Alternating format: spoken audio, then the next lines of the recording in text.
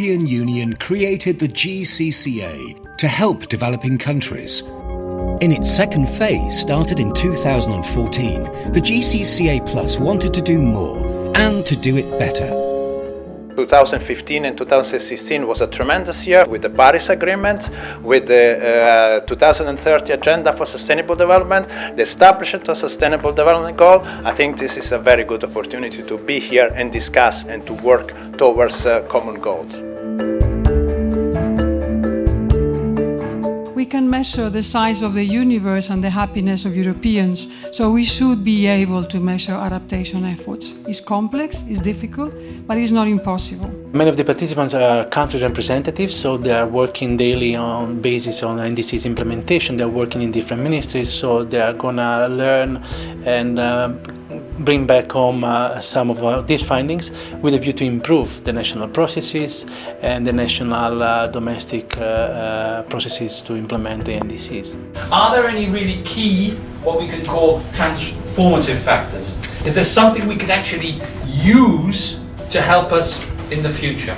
Especially in terms of integration, I think others can learn from Bhutan, like in the program we have integrated agriculture, livestock and forestry all together. Climate change adaptation and resilience is a nitty-gritty thing carried out by local governments, businesses. It's not something for policymakers, it's something for doers. So the money has to go to the doers, not the policymakers.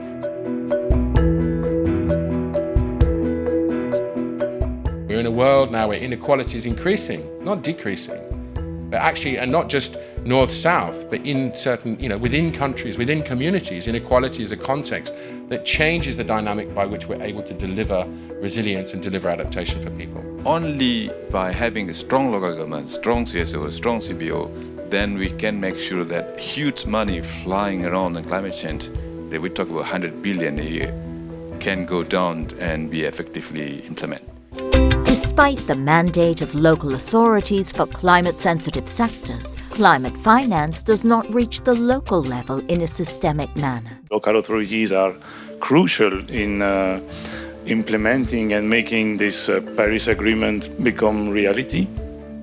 Adaptation action is very much, in the end, something that needs to happen locally. What I've seen is a lot of references to scaling up successful examples, and that is important. What I would consider a strong selling point for Uganda is our different levels of intervention. There's strong emphasis at the local government level, but also at community level. For me, I think that is a very important thing to learn. It's a chance to integrate which come from the community and which we get from the scientists expert. There's still a need for people to fully understand climate change at many, many levels. We can't assume that it's just an established thing, and without that knowledge, you're not going to get any progress.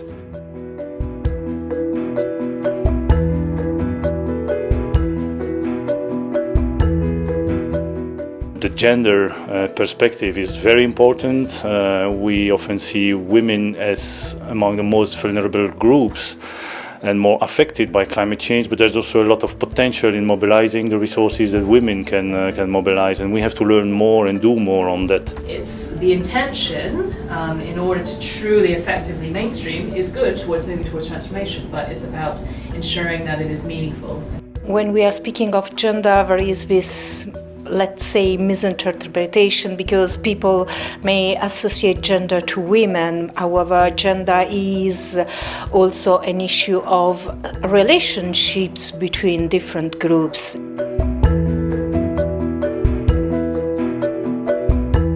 The main issue is really about to unpack the problems, to identify what are all the problems related to risk, to identify those risks and how people can be affected by these risks. There's a lot of information that is there and that could actually help us as countries when we're supposed to go back and implement our activities.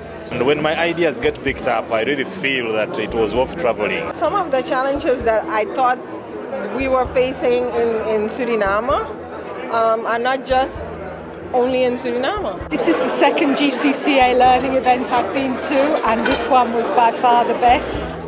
What we really would like to have as an outcome of this event is to have contributed to an improved understanding of the policies in order to ensure a better implementation of strategies and plans. For learning, I think the worst thing we can do is actually reinforce what people actually think they know. I think we always have to take them to some other place where they've never actually been to before, and then they can look at their own problems from a completely different angle. That's what learning is all about, challenging.